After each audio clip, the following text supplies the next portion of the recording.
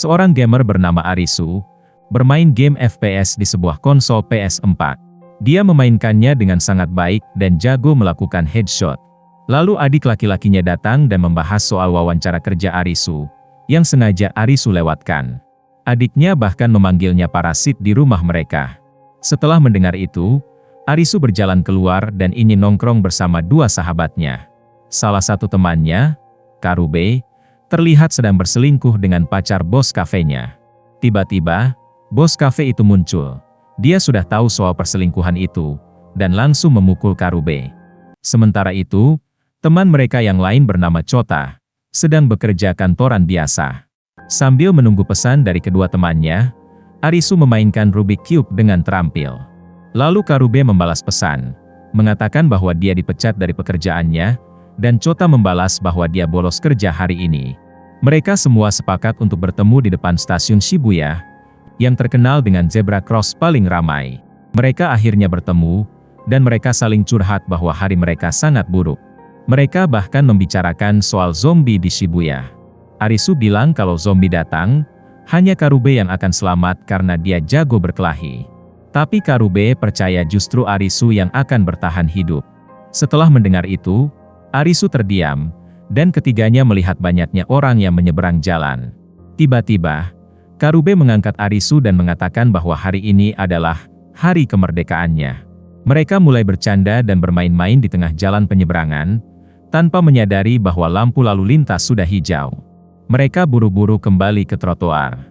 Saat itu juga, Chota melihat kembang api meledak di langit. Ketika mereka sampai di trotoar, polisi tiba-tiba mengejar mereka. Mereka berlari dan bersembunyi di sebuah toilet umum. Tiba-tiba, lampu padam. Mereka melangkah keluar, dan ternyata, tak ada seorang pun di luar. Rasanya seperti kiamat zombie. Melihat itu, Arisu berkata, "Hah? Di tempat perselingkuhan Karube juga tak ada siapa-siapa." Begitu juga di kantor Chota. Bahkan ponsel mereka juga tidak berfungsi. Malam itu, mereka mulai menebak-nebak apa yang sebenarnya terjadi. Tapi mereka berpikir bahwa ini bukan masalah besar. Sekarang mereka bebas. Tiba-tiba, lampu menyala di sebuah gedung terdekat, memperlihatkan tulisan, "Selamat datang, player. Game akan segera dimulai." Mereka dipandu masuk ke arena game. Setelah tiba di gedung tersebut, mereka berjalan melewati gerbang laser tanpa menyadarinya. Di dalam, mereka menemukan ponsel. Setiap orang harus mengambil satu. Mereka menyalakan ponsel itu, tapi tidak ada sinyal. Kemudian muncul pesan yang mengatakan mereka harus menunggu game dimulai. Seorang wanita bernama Shibuki datang dan bergabung dalam game. Dia mengambil ID Chota dan menunjukkan bahwa keluar dari batas laser akan menyebabkan player terkena tembakan laser di kepala. Jadi mereka harus bermain dalam game ini. Kemudian, seorang siswi SMA juga ikut masuk. Game pun dimulai. Mereka naik lift ke sebuah ruangan dengan dua pintu. Satu dengan gambar wajah anime, berarti hidup, dan satu lagi dengan gambar tengkorak, berarti mati. Ini adalah game, hidup atau mati, tingkat kesulitan 3 skop. Aturannya adalah memilih pintu yang benar dalam waktu terbatas. Mereka juga harus keluar dari gedung sebelum waktunya habis. Chota yang penasaran merekam ruangan tersebut. Saat mereka berdebat soal pintu mana yang harus dipilih, asap mulai memenuhi ruangan. Karena mereka ingin selamat, mereka menebak pintu, hidup, adalah pintu yang benar, tapi tetap ragu. Siswi SMA itu tak tahan dengan asap dan nekat masuk ke pintu hidup. Tapi dia langsung ditembak laser di kepala, dan akhirnya, ia pun mati. Mereka panik dan berlari ke pintu mati. Ruangan sebelumnya terbakar. Kelompok itu berdebat tentang kematian gadis tersebut. Lalu Arisu memilih pintu mati, tapi ragu-ragu. Karube memilih pintu hidup dan ternyata selamat. Mereka kembali berdebat, dan Karube memukul Arisu. Tapi Karube mengingat sesuatu tentang mobil BMW yang diparkir di luar gedung. Itu membantunya memilih pintu mati berikutnya, dan dia benar. Karena Arisu cerdas, dia menjelaskan bagaimana dia menyimpulkan bahwa gedung itu berbentuk persegi. Dia menggambar persegi di kertas untuk membantu teman-temannya mengerti. Singkatnya, mereka berhasil selamat dari setiap ruangan hingga terjebak di satu ruangan tanpa jawaban yang jelas.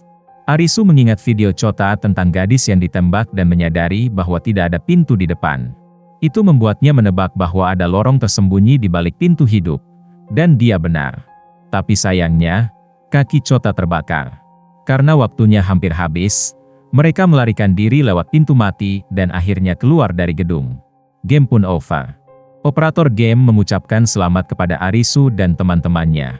Mereka menerima kartu 3 skop dan notifikasi di ponsel mereka. Mereka sekarang memiliki visa 3 hari, artinya hidup mereka diperpanjang 3 hari. Tiba-tiba, muncul seorang pria misterius. Dia mengatakan bahwa visanya habis hari ini, dan dia langsung ditembak laser di kepala. Saat itulah mereka sadar, jika visa habis, orang itu akan mati. Mereka melihat lebih banyak orang ditembak laser di seluruh Tokyo.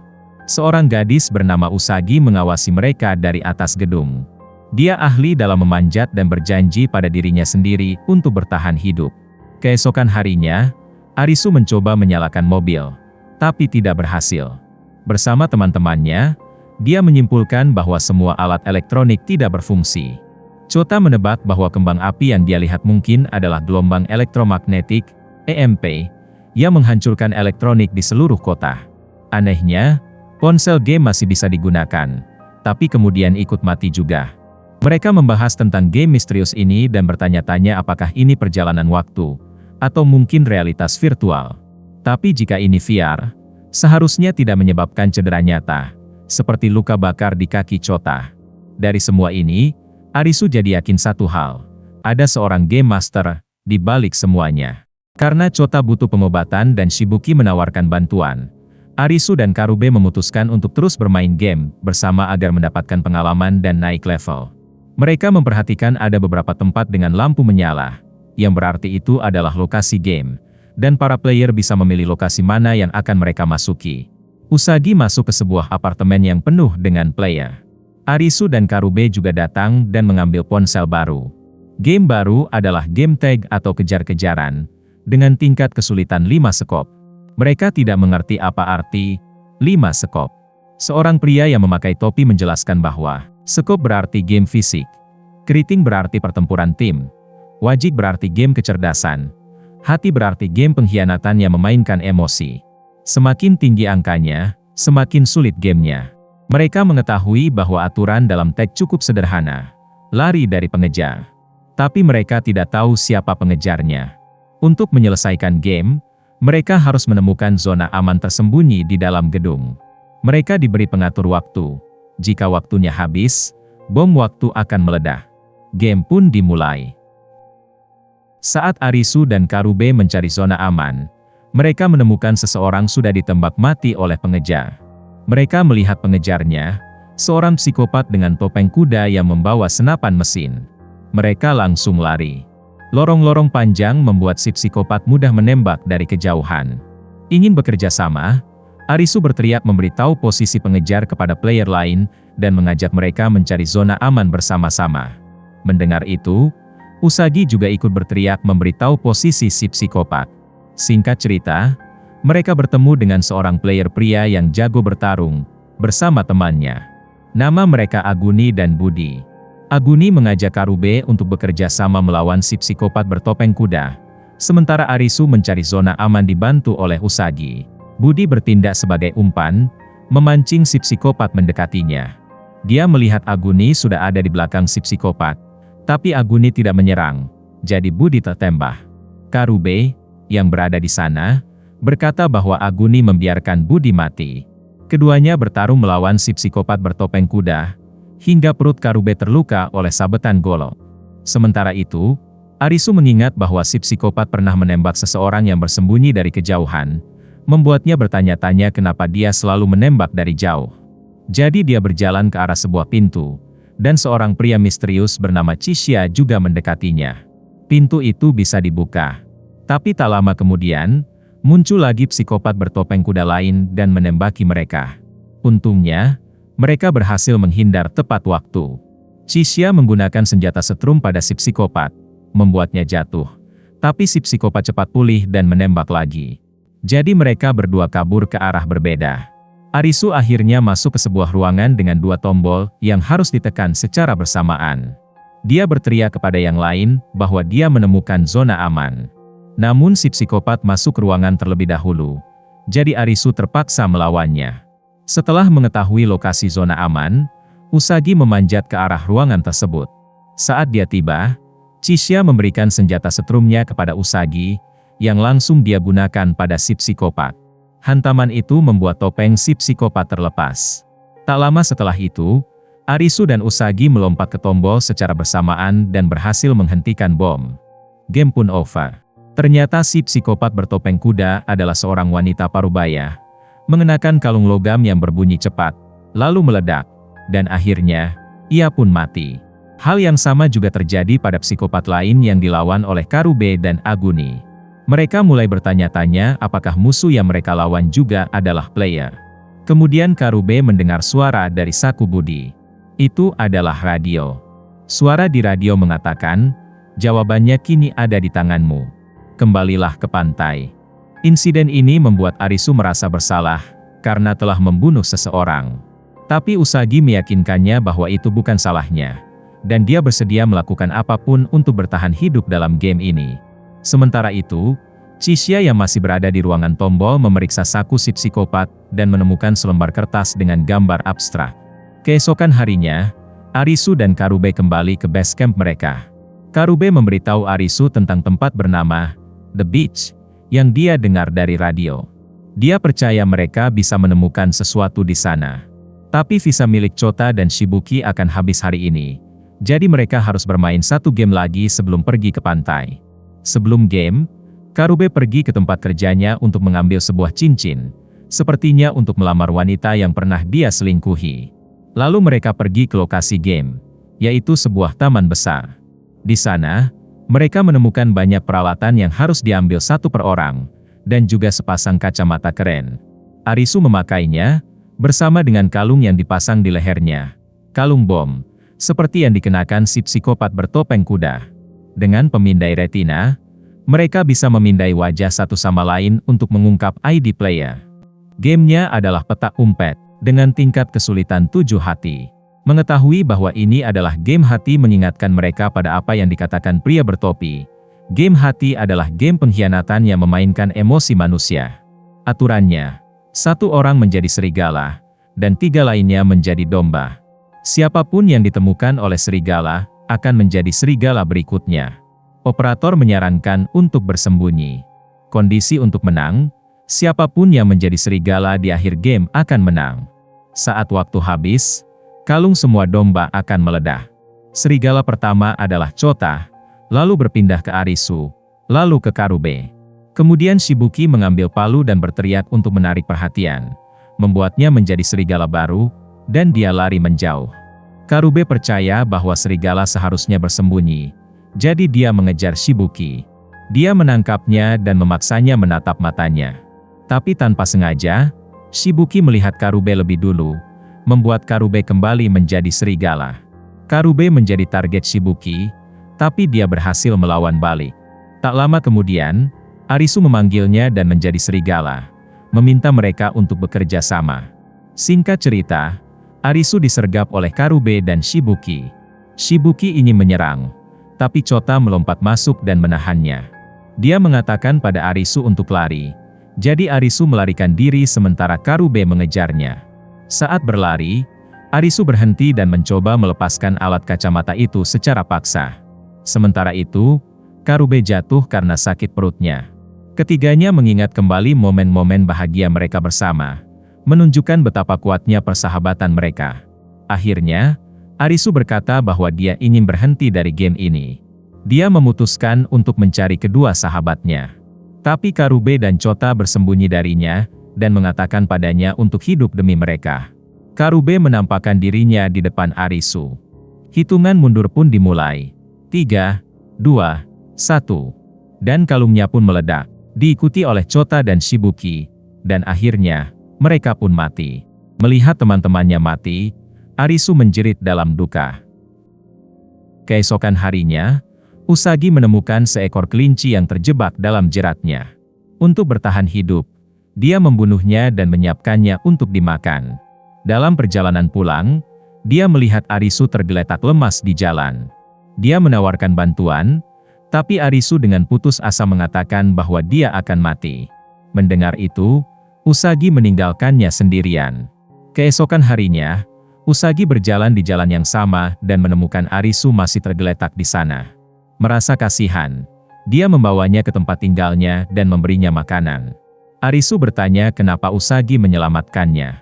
Sebelum Usagi bisa menjawab, perut Arisu berbunyi. Dia jelas lapar. Lalu, Usagi menjawab, tubuhmu bilang ingin hidup.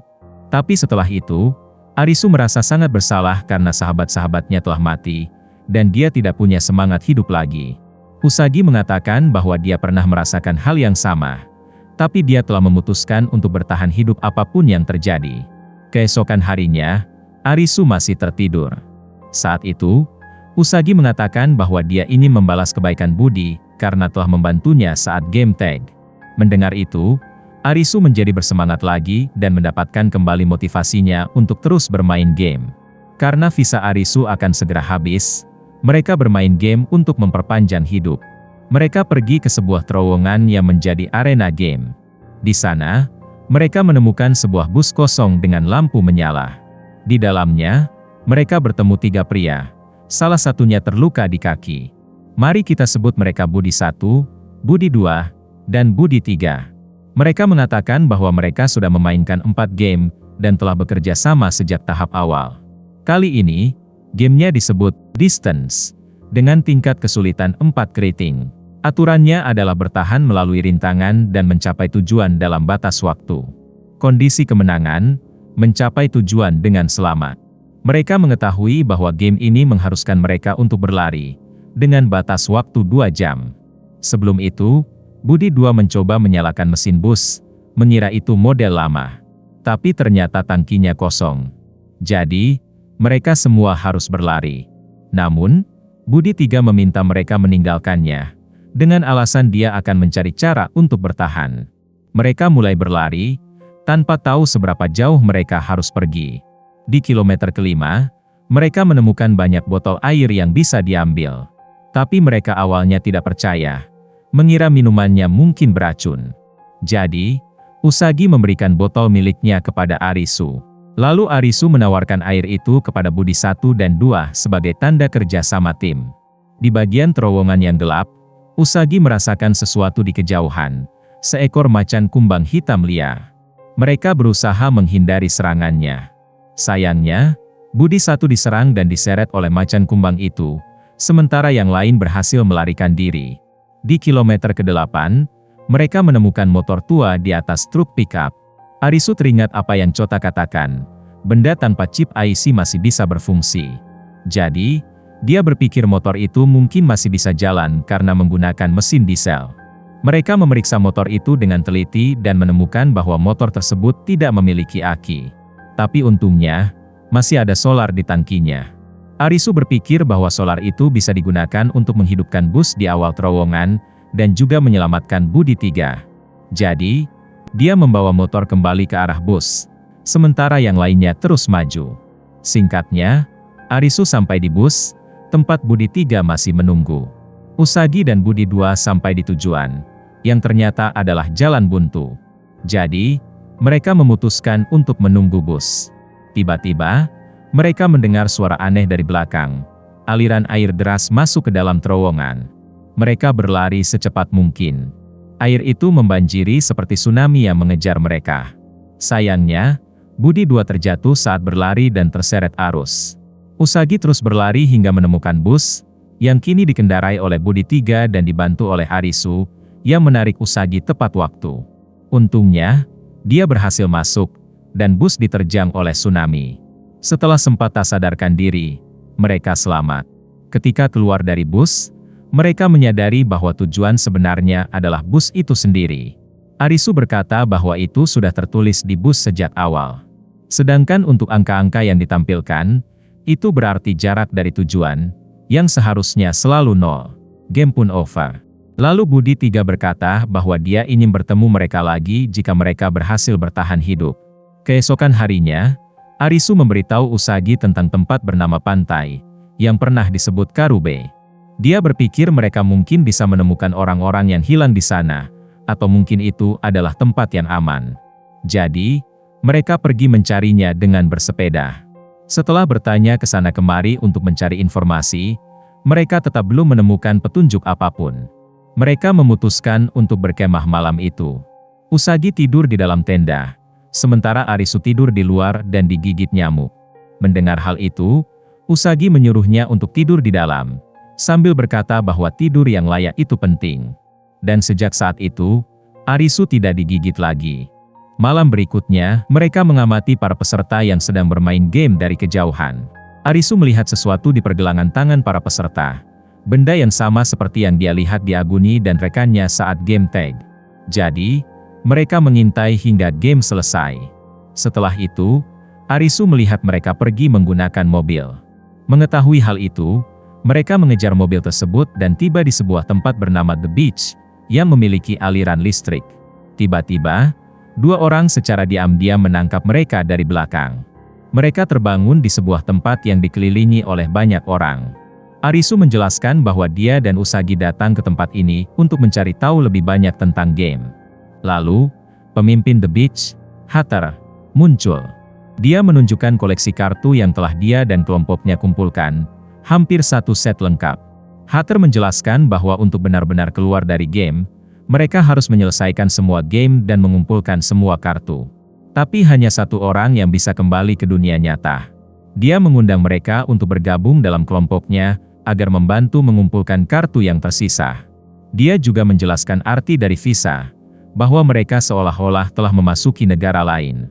Para bawahan Hater, Mira, An, dan Ryu, mengatakan bahwa mereka telah membentuk organisasi di The Beach. The Beach juga memiliki listrik dari bahan bakar, pasokan dari air hujan, dan persenjataan api. Tapi ada beberapa peraturan. 1. Semua orang harus memakai pakaian renang, untuk memudahkan mendeteksi apakah ada yang menyembunyikan senjata. 2. Semua kartu adalah milik The Beach, jadi kartu milik Arisu dan Usagi disita. 3. Pengkhianatan setara dengan hukuman mati. Hater mengambil kartu 7 hati, yang belum pernah dia miliki sebelumnya. Dia berterima kasih dan mengatakan akan mempertimbangkan untuk menaikkan peringkat mereka dalam organisasi. Tapi sebelumnya, dia mengizinkan mereka menikmati suasana The Beach. Banyak orang terlihat bersenang-senang. Waktu pun berlalu, dan semua orang bersiap untuk kembali bermain, termasuk Arisu dan Usagi. Chishia dan rekannya, Kuina, juga ada di sana, mengamati mereka. Semua orang bermain, termasuk Aguni, yang bermain di area bertema taman hiburan bersama para bawahannya, Niragi dan Rasubosu. Sementara itu, Arisu bermain bersama An dan Kuina. Dia juga bertemu seorang pria yang dulu pernah bekerja sama dengannya saat game tag, Tata. Mereka tiba di sebuah ruang listrik dengan air yang menyemprot kemana-mana. Gamenya adalah lampu bohlam, dengan tingkat kesulitan 4 wajik. Operator bertanya, saklar mana yang menyalakan lampu? Aturannya, hanya diperbolehkan sekali saja membuka pintu sambil menyalakan saklar. Jika pintu tertutup, saklar boleh dinyalakan dan dimatikan sesuka hati. Jika seseorang berada di ruangan atau ada saklar yang menyala, pintu akan terkunci secara permanen. Mereka hanya punya satu kesempatan untuk menjawab secara kelompok. Saklar mana yang menyalakan lampu? Jika air naik dan menyentuh kabel, mereka akan mati, seperti gadis yang langsung tewas saat menyentuh kabel tersebut. Setelah memahami semua itu dan menerima masukan dari teman-temannya, Arisu menyuruh mereka untuk menutup pintu. Lalu dia mengaktifkan saklar A dan menunggu beberapa saat. Setelah itu, dia mematikan saklar tersebut dan menyuruh mereka membuka pintu. Lalu dia menyalakan saklar B, tapi lampu tidak menyala. Mengetahui hal itu, dia menyuruh Kuina menyentuh bohlam, dan ternyata bohlam tersebut terasa panas. Arisu dan An kemudian menjawab bahwa saklar yang menyalakan lampu adalah saklar A.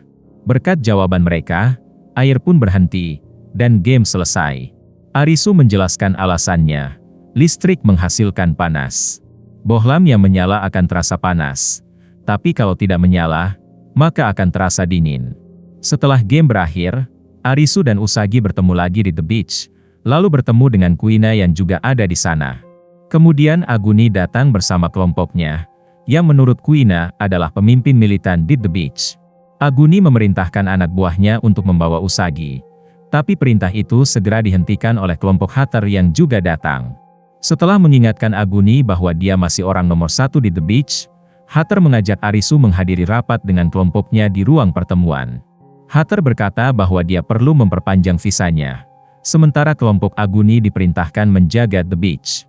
Setelah itu, Hatter mengajak Arisu minum sambil mengobrol. Hatter menjelaskan asal-usul bagaimana dia bisa menguasai The Beach, bersama ambisinya untuk menjadi satu-satunya orang yang lolos dari dunia game ini.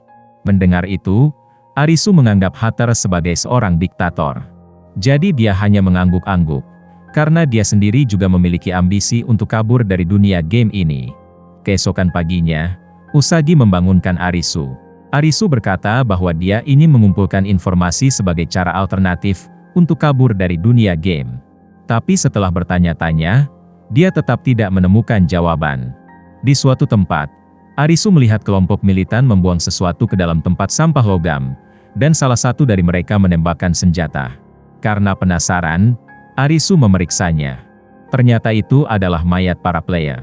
Tiba-tiba, Chishia muncul dan mengatakan bahwa mayat-mayat itu adalah para pengkhianat yang telah dieksekusi di atap.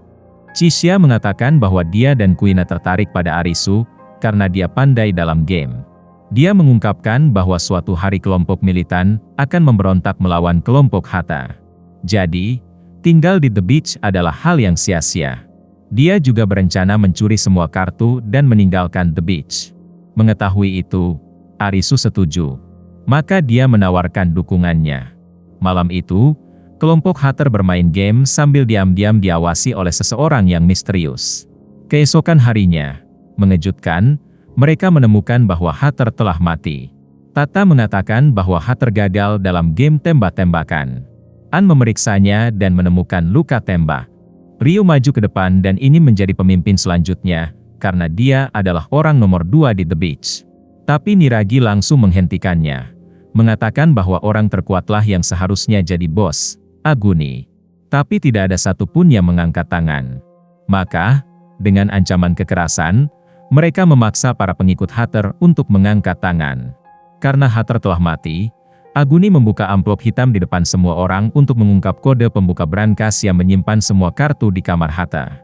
Setelah melihatnya, dia menggunakan cincin bertuliskan, "Bos," untuk menyegel ulang amplop tersebut. Lalu, Chishia dan teman-temannya merencanakan untuk mencuri kartu langsung, dengan Arisu menyelinap ke kamar Hatter untuk mencari brankas. Chishia mengklaim bahwa dia sudah tahu kodenya, dan akan memberitahukan Arisu begitu brankas ditemukan.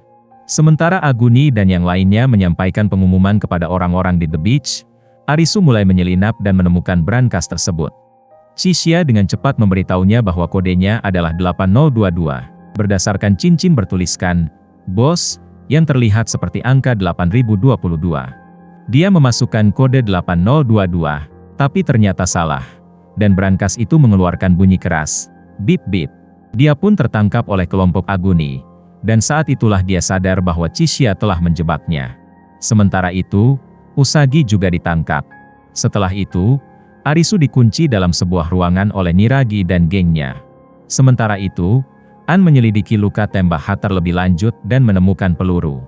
Sepertinya dia mulai menyimpulkan dari mana peluru itu berasal. Selanjutnya, Kuina memata-matai Aguni dari luar kamarnya dan melaporkan situasinya kepada Chishia. Chishia berkata bahwa tidak mungkin kartu-kartu itu disimpan di brankas biasa. Jadi dia menyadari bahwa brankas yang asli ada di balik lukisan rusa. Saat dia melihat Aguni menatap lukisan itu, dia yakin bahwa amplop tersebut tidak berisi kode, melainkan gambar rusa. Dia mengambil lukisan tersebut, dan di baliknya memang ada brankas tersembunyi. Dia memasukkan kode 8022, dan berhasil. Chishia akhirnya mendapatkan kartu-kartu itu. Lalu dia dan Kuina berencana meninggalkan The Beach, tapi mereka sadar ada laser yang memblokir area tersebut. Di tempat lain, Usagi hampir disiksa oleh Niragi. Tapi tak lama setelah itu, notifikasi game muncul, tingkat kesulitan 10 hati. Operator memerintahkan semua orang untuk berkumpul di lobi utama, di mana banyak ponsel telah disiapkan. Usagi melarikan diri dan mengambil salah satu ponsel di lobi utama. Dia lalu melihat kerumunan orang yang mengelilingi sesuatu. Momoka, seorang gadis yang telah ditusuk di dada dan sekarang sudah mati. Sahabatnya, Asahi, sangat terkejut. Tak lama setelah itu, semua orang menerima notifikasi. Gamenya disebut Perburuan Penyihir. Operator mengumumkan bahwa penyihir jahat yang telah mengambil nyawa Momoka sedang bersembunyi di antara mereka. Kondisi kemenangan. Temukan sang penyihir dan bakar dia di api penghakiman yang ada di luar gedung. Alhasil, orang-orang saling memfitnah satu sama lain. An juga ikut dituduh karena ada darah di tangannya. Tapi dia menjelaskan bahwa itu adalah darah Hatter dan mengatakan kepada semua orang bahwa Hatter telah dibunuh. Dia mendukung pernyataan ini dengan bukti luka tembak yang cocok dengan senjata yang ada di beach. Tapi seorang gadis menolak mempercayainya dan tiba-tiba ditusuk dari belakang oleh Rasubosu. Lalu kelompok Aguni datang dan menuntut sang penyihir untuk mengaku. Jika tidak, mereka akan melempar semua orang ke dalam api. Niragi melepaskan tembakan dengan senapan serbunya, menyebabkan kepanikan dan kekacauan. Di tengah kekacauan itu, Usagi dan teman-temannya mencoba menemukan ruangan tempat Arisu dikurung. Sementara itu, orang-orang Aguni terus membunuh, terutama Niragi dengan senapan snipernya, dan Rasubosu yang mulai membakar bangunan beach. Di saat yang sama, An menyelidiki pisau di tubuh Momoka menggunakan lem super yang dia temukan. Kuina, yang bersamanya, bertanya apa pekerjaan An di dunia nyata. An mengatakan bahwa dia adalah petugas forensik di kepolisian. Tak lama kemudian, Rasubosu muncul dan menghadang mereka. Melihat hal itu, Kuina menyuruh An untuk pergi sementara dia tetap tinggal untuk melawannya. Mereka bertarung di area seperti disko, dan ternyata Kuina memiliki kemampuan bertarung dari masa lalunya. Bahkan setelah dilempar ke pecahan kaca yang melukai kakinya, Kuina tetap percaya diri. Pada akhirnya, dia berhasil mengalahkan Rasubosu. Beralih ke lokasi Niragi, Chishia tiba. Niragi sudah tahu bahwa Chishia tidak pernah benar-benar berada di pihaknya. Dan itu dikonfirmasi saat Chishia berkata bahwa dia akan membunuh semua anggota Niragi. Chishia memulai serangan dengan mengalihkan perhatian Niragi menggunakan kartu-kartu yang dilempar, lalu menembakkan pelontar apinya ke arah Niragi, membuat Niragi terbakar dan jatuh dari atap. Kembali ke Usagi, dia terlihat tergeletak di lantai. Dia berusaha untuk kabur dengan menggosok lakban di mulutnya ke lantai, dan berhasil melepaskannya. Seketika, dia berteriak minta tolong. Usagi dan yang lain di lorong beruntung mendengar teriakannya. Tapi mereka dihadang oleh dua orang militan. Setelah melumpuhkan kedua militan itu, Usagi akhirnya menemukan Arisu, yang masih terikat. Mereka pergi ke sebuah ruangan, dan Arisu mulai mendengar penjelasan tentang game tersebut. Setelah berpikir seperti detektif Conan, dengan bantuan teman-temannya, Arisu mengklaim bahwa dia sudah tahu siapa penyihirnya.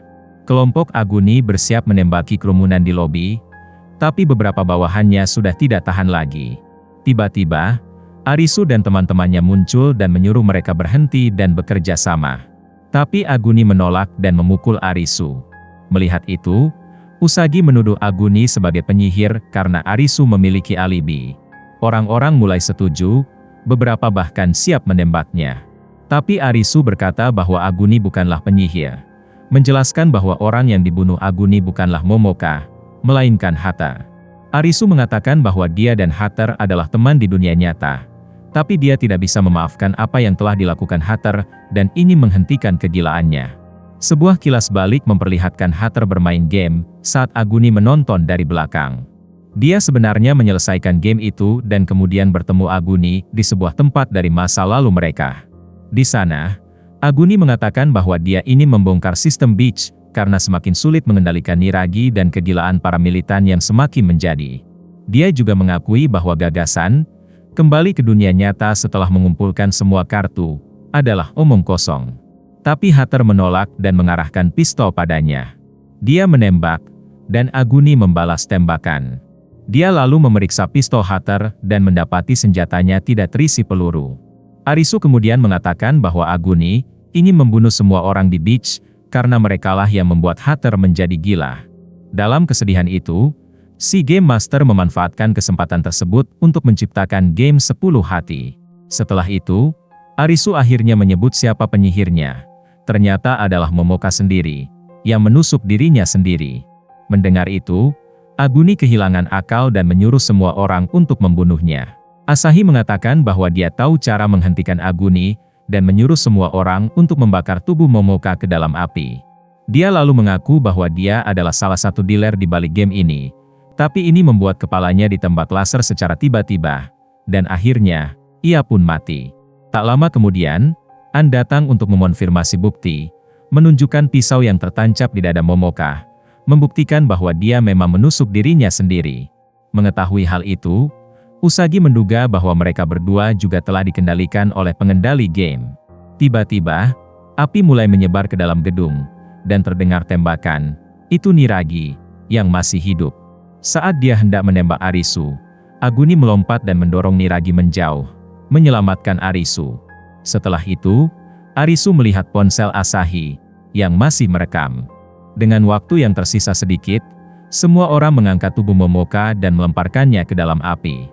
Operator memberi ucapan selamat kepada mereka, dan akhirnya, game pun over. Semua orang berhasil melarikan diri dari beach, kecuali Chishia dan Kuina, yang berhasil mengumpulkan kartu 10 hati. Chishia bertanya-tanya apa yang akan ditunjukkan oleh Game Master selanjutnya. Keesokan harinya, Arisu menunjukkan kepada Usagi video di ponsel Asahi. Mereka menonton vlog yang direkam oleh Asahi dan Momoka, difilmkan selama hari-hari awal mereka di dunia game. Asahi menjelaskan bahwa mereka pernah bertemu seseorang misterius yang membawa mereka ke markas rahasia operasi, sebuah tempat di mana seluruh sistem game dikendalikan. Dalam video itu, Asahi dan Momoka memasuki sebuah stasiun kereta bawah tanah yang gelap.